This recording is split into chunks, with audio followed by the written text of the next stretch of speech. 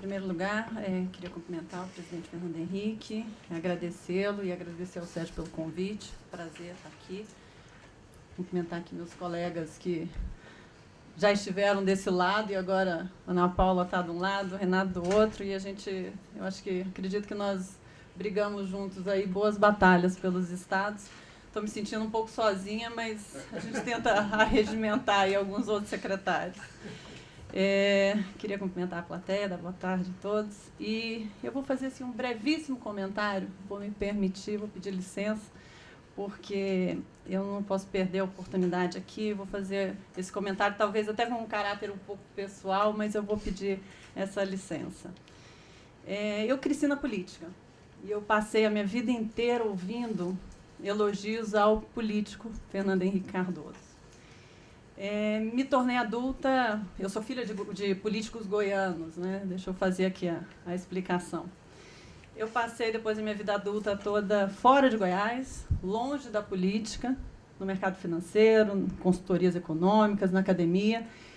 E eu confesso que eu passei a minha vida entendendo, vivenciando e reconhecendo o feito do presidente Fernando Henrique como gestor público.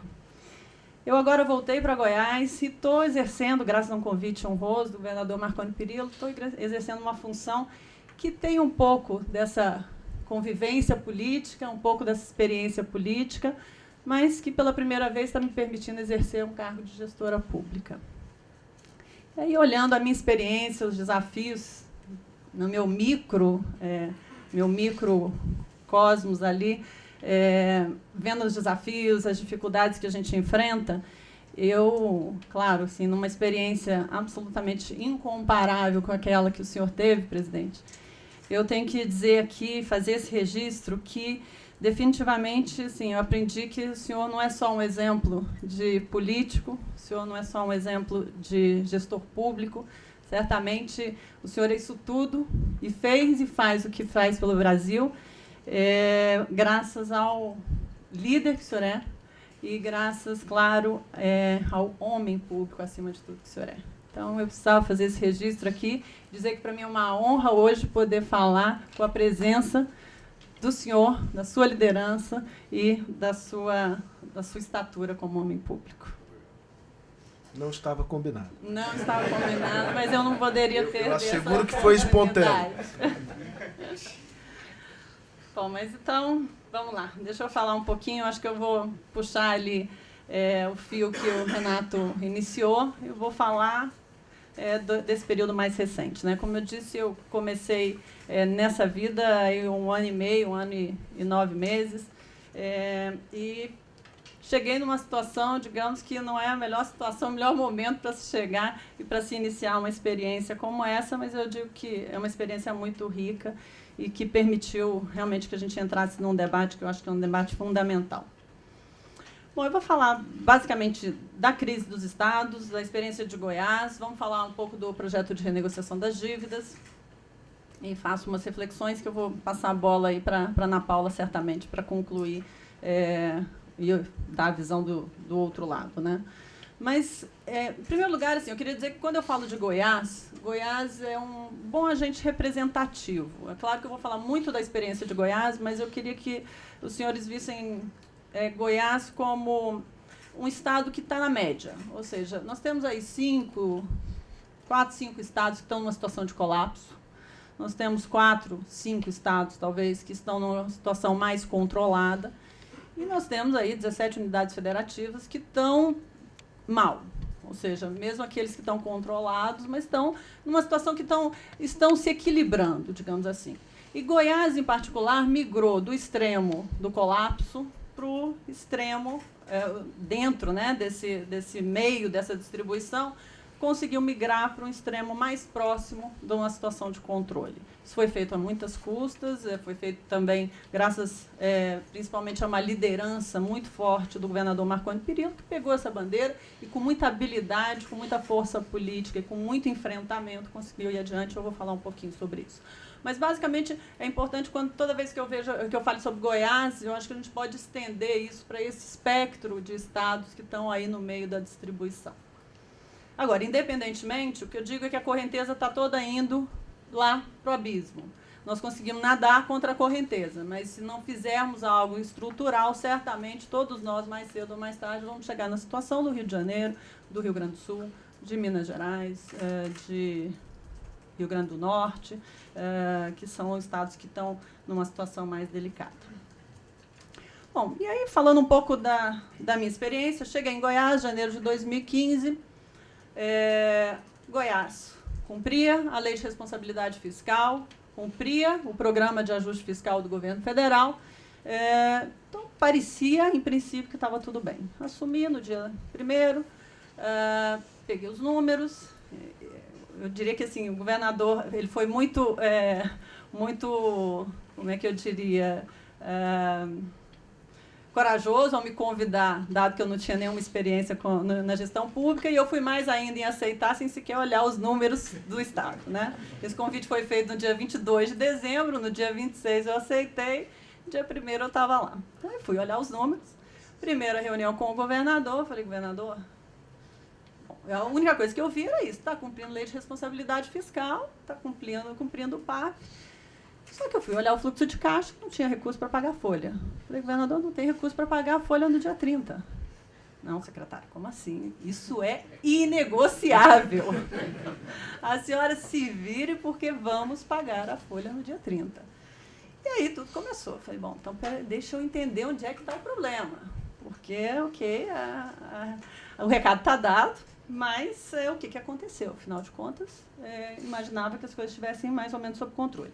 E a primeira coisa, e o Renato chegou a citar esse ponto, é que definitivamente a gente tinha uma situação em que a folha, embora Goiás estivesse cumprindo a lei de responsabilidade fiscal, que tem um teto de comprometimento de 60% das receitas com despesa de pessoal, no caixa, efetivamente, o cheque que se faz, isso até hoje, é da ordem de 76% das receitas. Ou seja, tudo aquilo que entra no caixa ao longo do mês, fruto de arrecadação de 6,6 milhões de pessoas, desse valor, 76% é utilizado para pagar os salários de 130 mil funcionários públicos, mais os inativos, daí 160 mil. Então, tinha alguma coisa errada. Como é que a gente chegou nessa situação? E, mais uma vez, puxando aí o fio do Renato, não é algo que aconteceu de uma hora para outra, mas definitivamente aconteceu num período de tempo muito rápido. E aí eu colocaria alguns itens aqui para a gente entender por que isso aconteceu.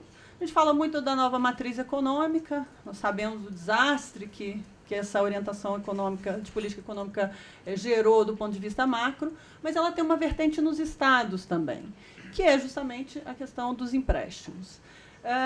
Tivemos frustração de receita em função da crise, temos um problema orçamentário de rigidez de despesa e tivemos, sim, a mudança na orientação a partir de 2015, em que aquela orientação de empréstimos ela deixou de existir. Então, houve uma mudança bastante radical de uma hora para outra. Mas o fato que nós temos aqui é que, ao longo, pelo menos aí de 2009 para cá, esse primeiro gráfico mostra o volume de operações de crédito, de garantias que a União concedeu para os estados.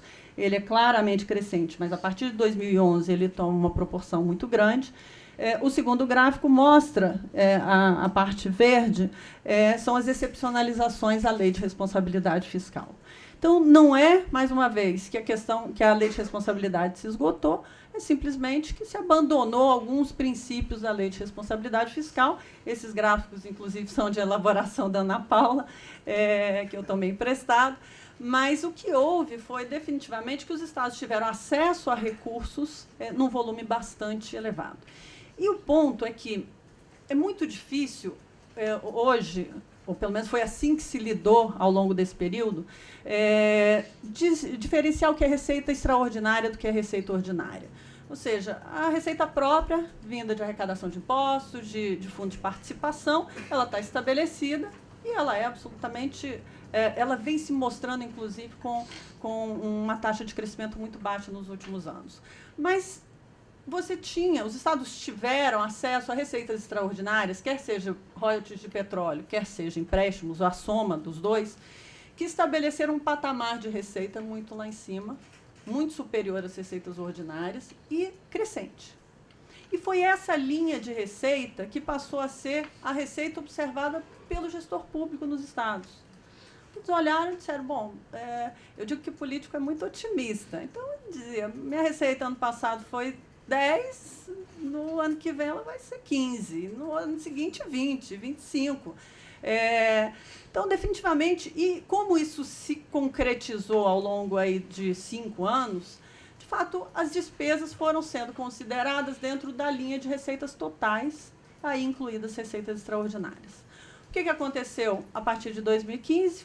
As receitas extraordinárias sumiram, quer seja pela nova orientação de política por parte do governo federal, ou seja, o Joaquim Levy, ele assumiu e cortou definitivamente todo o acesso a crédito, de forma correta, inclusive do ponto de vista de Goiás e dos estados que fizeram ajuste, esse foi um movimento bastante correto e bastante importante para que nós fizéssemos o ajuste, porque foi tirar ali o tubo de oxigênio. E, por outro lado, o que se agravou ainda mais é que caiu a receita extraordinária e a ordinária também caiu em função da crise. E a crise foi se aprofundando de forma considerável ao longo do ano. Então, nós nos deparamos, de uma hora para outra, a gente tinha uma receita crescente, a total, tinha despesa, inclusive, é uma taxa de crescimento superior à taxa das receitas, de crescimento das receitas, só que, de uma hora para outra, as receitas caíram para esse patamar e as despesas não só estavam no patamar, já tinham cruzado a linha de receita ordinária, como elas estavam numa taxa de crescimento positiva. E foi isso que aconteceu nas 27 unidades da federação. O que ainda agravou a situação ainda mais? À medida que essas despesas foram subindo, elas foram consumindo toda a capacidade do Tesouro, e aqui a gente vê esse primeiro gráfico, a gente tem a capacidade de investir dos tesouros, do Tesouro, na verdade, são dados consolidados, e a capacidade e os investimentos que foram financiados com operações de crédito. O que aconteceu é que os tesouros foram consumindo os seus recursos com despesas ordinárias, despesas de custeio, porque todo o investimento vinha sendo financiado com operações de crédito. Então, por que reservar recursos para investimentos se eu tinha acesso a crédito em abundância para poder financiar esses investimentos? E, com essa preocupação sempre em olhar a linha de receita total, o caixa do Tesouro foi sendo consumido cada vez mais com as despesas ordinárias, e foi isso que, inclusive, inverteu a trajetória de resultado primário dos estados, que saiu de um superávit crescente, e isso se tornou negativo já a partir de 2014, 2013. O outro ponto é que, das despesas obrigatórias que cresceram de forma muito rápida, as despesas de pessoal foram as que, de fato, tiveram uma aceleração muito grande. Aqui é um gráfico que mostra Goiás. No período entre 2011 e 2015, o crescimento da folha, crescimento nominal da folha, atingiu 70%, para uma inflação acumulada aí da ordem de 34,5%.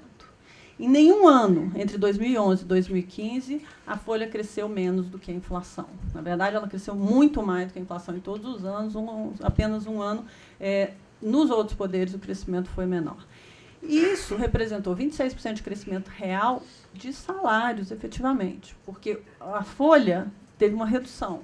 Hoje, a folha de Goiás são 132 mil servidores.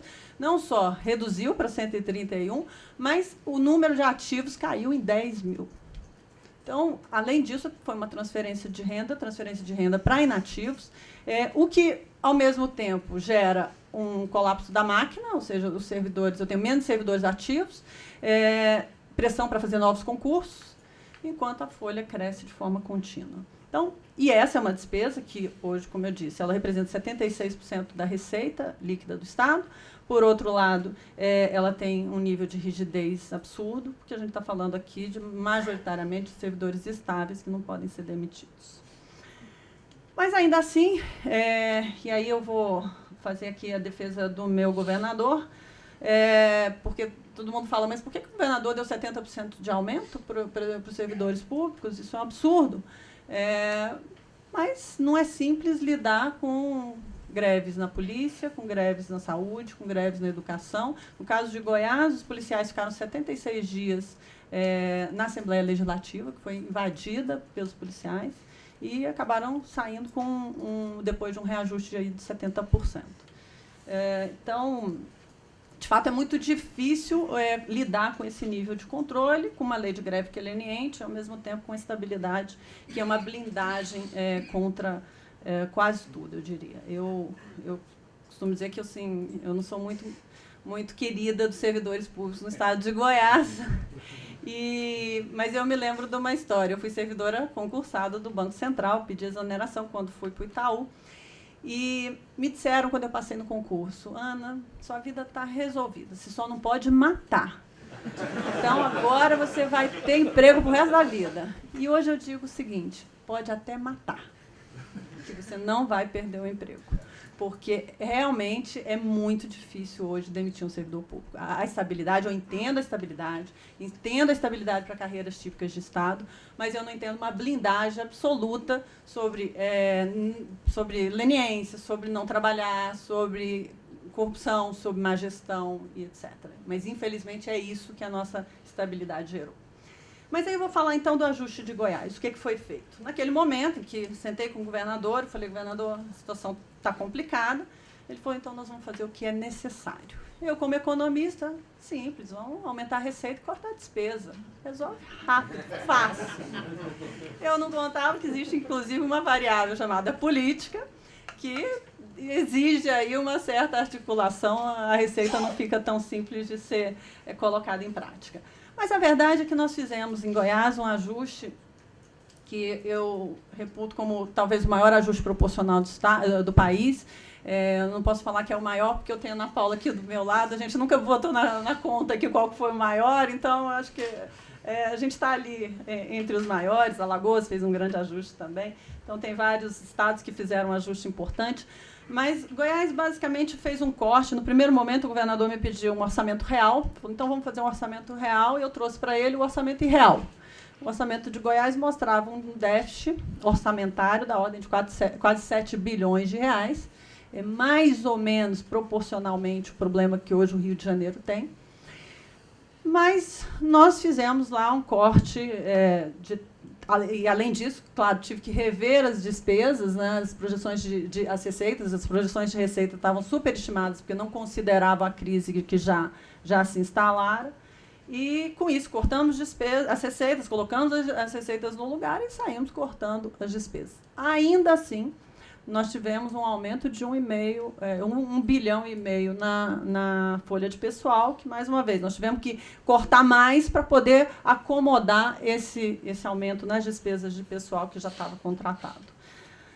Conseguimos, no final das contas, ao final do ano, um crescimento nominal de 3,6% na despesa, que é um esforço bastante grande, mas isso é feito basicamente numa linha, que é a linha de investimento. Essa é a única linha que os estados têm total liberdade de cortar. É a que a gente tem, infelizmente, é a variável de ajuste. E é o que eu digo: dá para fazer 1 ano, dá para fazer 2, não dá para fazer 3 anos. Porque a gente começa a entrar num processo de sucateamento da máquina e da própria inviabilidade. Um estado como Goiás, que é um estado que escoa a produção, se nós não gastarmos recursos em manutenção de rodovias, em asfalto, em escoamento da produção, isso tem um impacto que não é só em Goiás, mas é geral. Mas nós conseguimos mudar.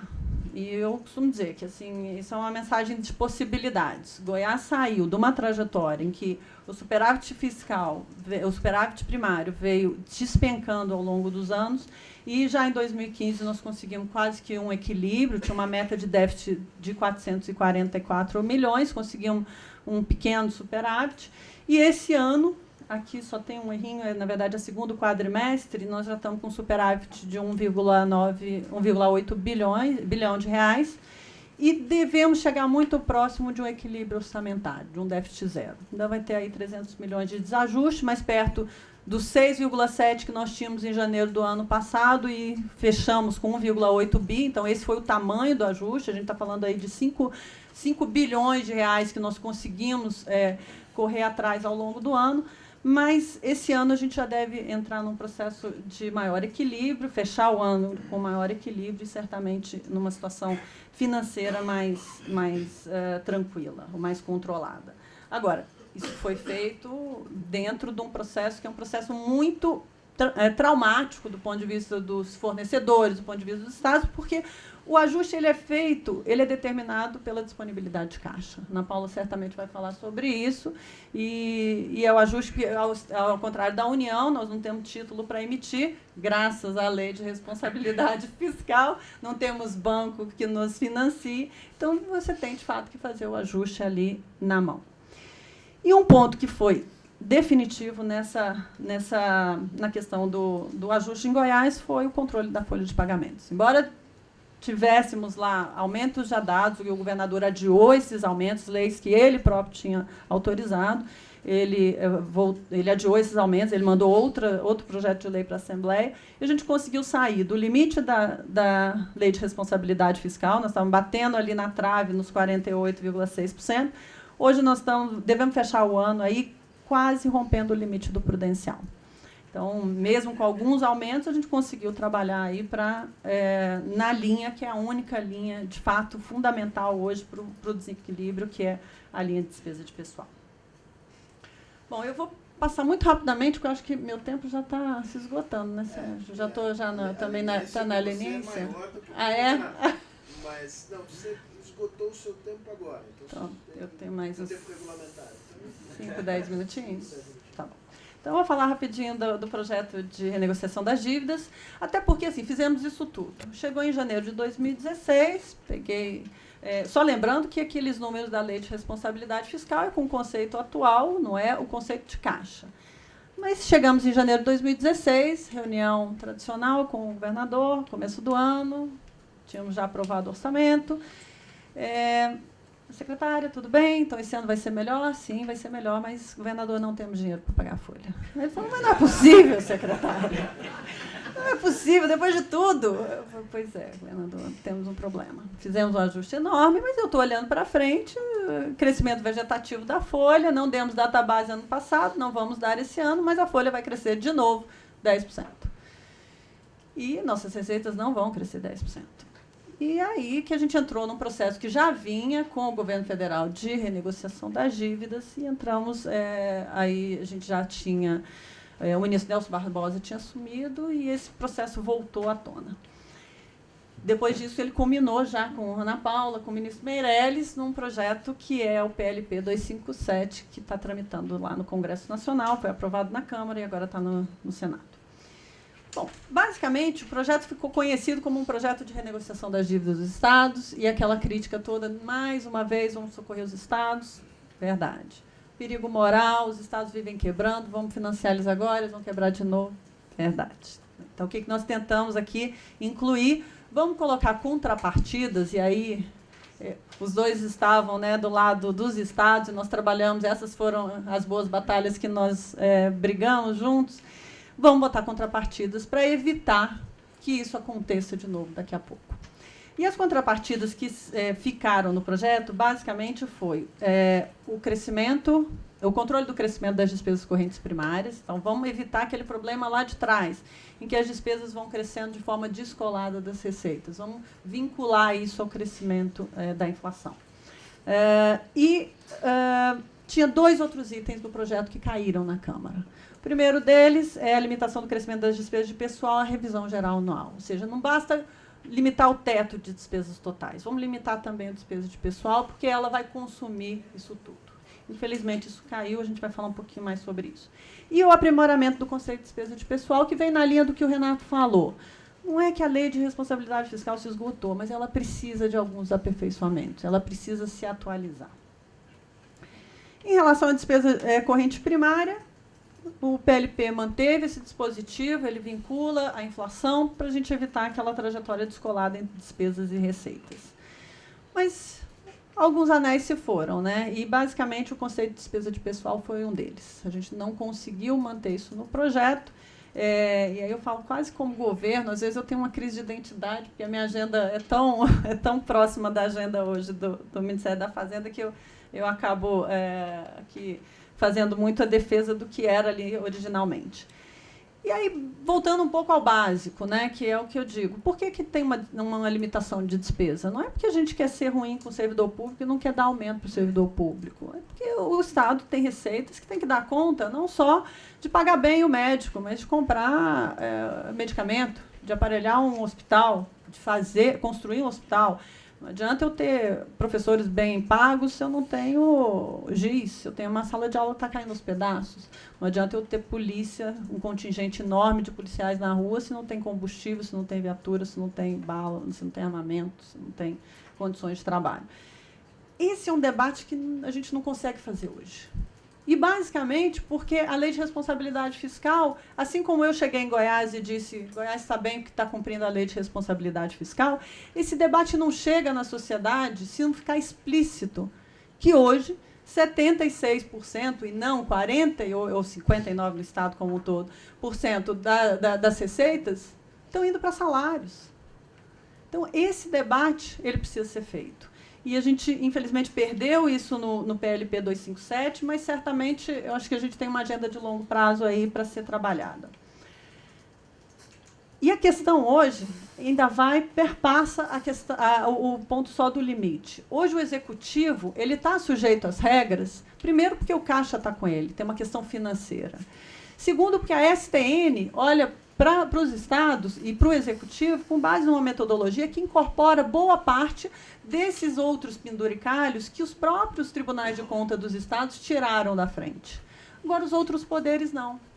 O Tribunal de Justiça, o Ministério Público, as Assembleias Legislativas, os tribunais de conta, eles computam as suas despesas de pessoal tirando boa parte dessas outras despesas. Então, eles estão enquadrados.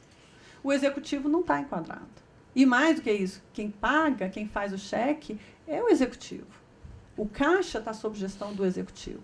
Então, ele acaba tendo que fazer um esforço maior para dar conta da leniência, muitas vezes, dos outros poderes. Então, essa mudança no Conselho de Pessoal ela tem esses dois pontos. Ela vai abrir o debate e vai abrir o debate também nos outros poderes. Vou passar. E aí, além dos anéis, a gente perdeu um dedo no projeto, que foi justamente a questão do limite de despesa de pessoal. Como a gente tinha o controle também, tinha duas travas, despesa total e despesa de pessoal, ao perder esse dedo, nós criamos um problema. E aí eu vou dar o exemplo de Goiás. Aqui é uma tabela que mostra o que vai ser o projeto de lei orçamentária de Goiás para o ano que vem. Então, eu tenho aqui 2014, a taxa de crescimento de cada uma das despesas de um ano contra o outro, e eu vou chegar na última coluna lá. A última coluna é o que eu posso gastar no ano que vem. Ou seja, o orçamento de Goiás ele vai ser de 20 bilhões, 117 milhões. 7,30% maior do que o desse ano, de 18,748. Isso é o que o PLP hoje me diz. Você pode crescer suas despesas correntes primárias, exatamente o que é a inflação. Inflação esperada de 7,30%. Então, nós temos ali um crescimento total de 1,36 bilhão de reais para o ano que vem. É essa a minha margem hoje, a margem do Estado de aumento das suas despesas. Olhando para trás, ok, até mais do que eu cresci no ano passado. No ano passado, a gente cresceu 6,4%, no ano retrasado, 10,7%. Só que, desse 1.369, quando eu estimo o crescimento da folha para o ano que vem, 1,18 bilhão vai para a folha. Ou seja, a folha vai crescer 8,85, mais do que está definido no teto, e como ela é a minha maior linha de despesa, ela vai consumir toda a margem que a gente tem de crescimento.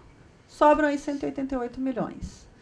Ok, 188 milhões para custeio, vamos trabalhar em cima disso. Mas só que eu tenho vinculação constitucional para educação e saúde. 177 milhões tem que ser gastos em saúde e educação, adicionalmente ao que foi no ano passado, porque a nossa receita cresceu aí quase 10%. Então, me sobram aí 11 milhões de reais para gastos com custeio. Lembrando que manutenção de estrada é custeio. Lembrando que manutenção de escolas é custeio. Então, depois de vir num processo em que nós crescemos as outras despesas 3% em 2016 em relação a 2015, e 6,4% em 2015 em relação a 14%, numa inflação de 10%, ou seja, nós temos um decréscimo real aí bastante expressivo, no ano que vem eu vou ter que ter 7% de decréscimo real novamente em custeio. Então, o PLP, ao perdermos esse dedo, ele está me dizendo que, em 2015, a faixa azul é o que eu consumi do crescimento das minhas despesas com despesa de pessoal. Em 2015, se lembra que a gente ainda tinha uma inércia do trabalho de ajuste. Em 2016, conseguimos segurar a folha. 2017 vai ser mais de 80% do crescimento das despesas vai ser consumido por salários. Então, definitivamente, nós temos um problema estrutural que vai bater lá na frente. E não vai bater muito lá na frente. Eu costumo dizer, vai bater no colo dos governadores que estão em mandato hoje. Vai bater em 2018, se nós não atacarmos a questão estrutural.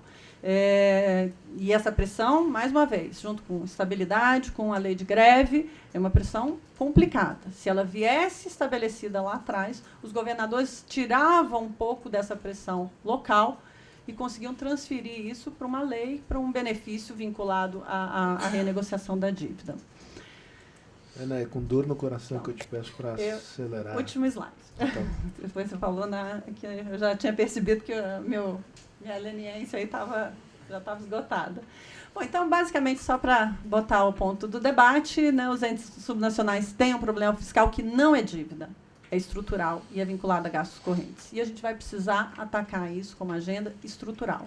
Uma agenda estrutural que fale, sim, que debata e que coloque para a sociedade o que virou hoje a máquina pública, do ponto de vista da ineficiência, do ponto de vista da produtividade, do ponto de vista das pressões que nós temos, e que vai precisar de um processo de desimobilização, certamente, os estados vão ter que passar por isso, e é uma agenda de reforma do Estado. Nós estamos falando em reforma da Previdência, em reforma fiscal, tem tantas reformas importantes e necessárias, mas tem uma agenda de reforma do Estado que vai ter que acontecer por baixo ou lateralmente para que as coisas se viabilizem.